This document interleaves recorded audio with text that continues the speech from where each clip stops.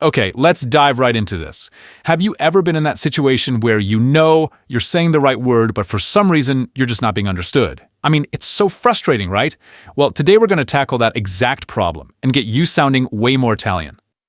Look, this might sound a little harsh, but it's a feeling a lot of us have had when learning a new language.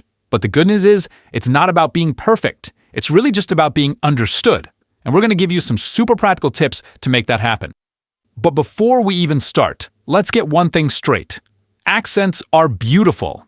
Seriously, when an Italian person speaks English, they have an Italian accent, right? So when you speak Italian, of course you're going to have your own unique accent. That is totally normal, and it's something to be proud of. So, our goal today isn't to completely get rid of your accent. That's crazy difficult and honestly not necessary. Instead, we just want to give you the tools to work on your pronunciation to make it sound as Italian as possible. The whole point is to help you communicate with more confidence and, just feel better about it. So, here's our game plan for today. We're going to start with the absolute basics, the foundation. Then we'll get into the natural flow of the language, uncover the secret of those tricky double sounds, figure out where to place the accent, and then we'll wrap up with a really fun bonus story about a hamburger. Sound good? Let's do it.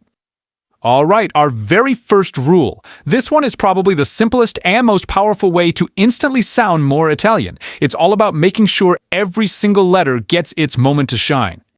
In Italian, you basically pronounce every single letter you see. It's pretty much that straightforward. Let's try these out. It's tavolo. See? 3 clear syllables. My pipta. Elefante. And listen closely to this one, with all the vowels. A, I, U, O, le. Every single one gets pronounced.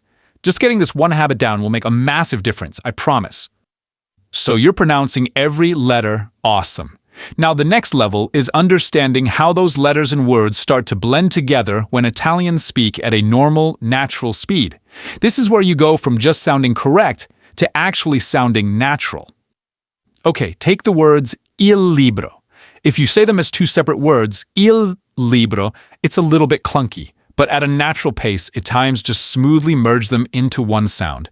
Il libro. It's just smoother, it's faster, and it sounds so much more authentic. Sto leggendo il libro.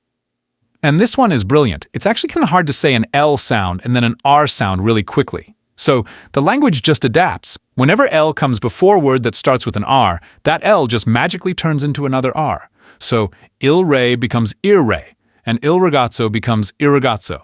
How cool is that? Here's another little secret for you. Take a word like non. When it comes before a B or a P, that N sound naturally softens into an N sound. Saying non-bevo is kinda choppy, but non-bevo, it just rolls right off the tongue. The same thing happens with con palo. It becomes com palo. It's a really subtle change, but it's super powerful.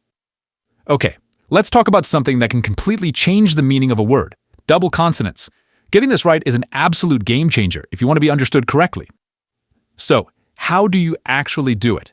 Well, forget about trying to pronounce the consonant twice. That's not the secret.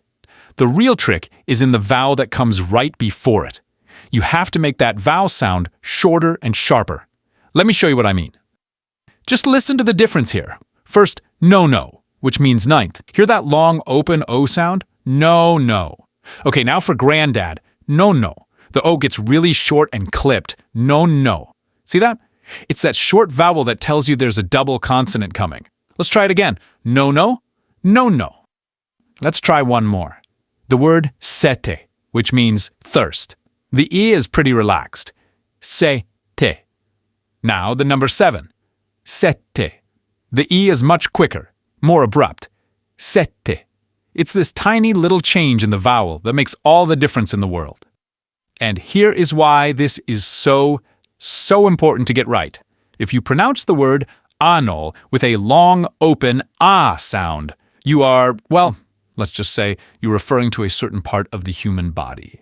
But if you shorten that vowel and you say anno, you're talking about a year. So that one tiny vowel sound is the difference between asking for the year and, well, asking for something completely different. So please, practice that short vowel.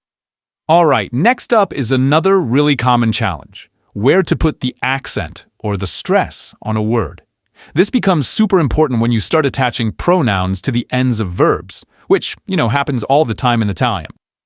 So many people make the mistake of moving the accent onto the pronoun, saying something like prestamele. But the rule is actually incredibly simple. First, just find the stress on the original verb. In this case, it's presta. Now, no matter what you add to the end of it, that stress does not move. It's like an anchor. It stays right there. So it becomes prestamele. Just burn this into your brain. This is the golden rule. You can stack as many pronouns as you want on the end of a verb, but that original accent is rock solid. It never ever moves. The stress is on the action, not the little words you add on. And now it's time for our bonus section. This is something we've never really talked about before, and it's all about how Italians take foreign words and kind of make them their own. It's a really cool peek into the music of the language. So, just imagine this for a second. You're at a butcher shop in Tuscany. You want to buy a couple of hamburgers. How would you ask for them? It seems like a simple question, but it can actually lead to a total communication breakdown. This is actually a true story. A student was eating a veggie burger, and someone asked him what it was. He said, "A hamburger," with perfect English pronunciation. The reaction? Just blank stares. "Sorry, I don't understand." It wasn't until we jumped in and said, "Un amburgher," that the light bulb finally went on. Ah, amburgher. That Italianized pronunciation was the missing key. So what is going on here? Well, Italian is a super melodic language, and that's partly because almost every single word ends in a vowel. So when a foreign word comes along that ends in a hard consonant, like computer or hamburger, Italians will instinctively add this little soft vowel sound to the end, just to make it fit the natural flow.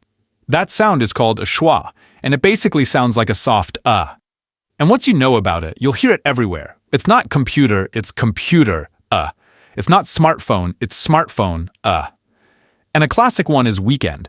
An English speaker says weekend, but in Italy, you're going to hear weekenda. Listening for that little puff of air at the end of foreign words is a huge key to sounding more natural. Today at it, from pronouncing every single letter to ordering an hamburger, you've now got a whole new set of tools to really refine your accent. So the next step is simple, but it's really powerful. Just listen. Start actively listening to native speakers. So my question to you is, what are you going to listen for first?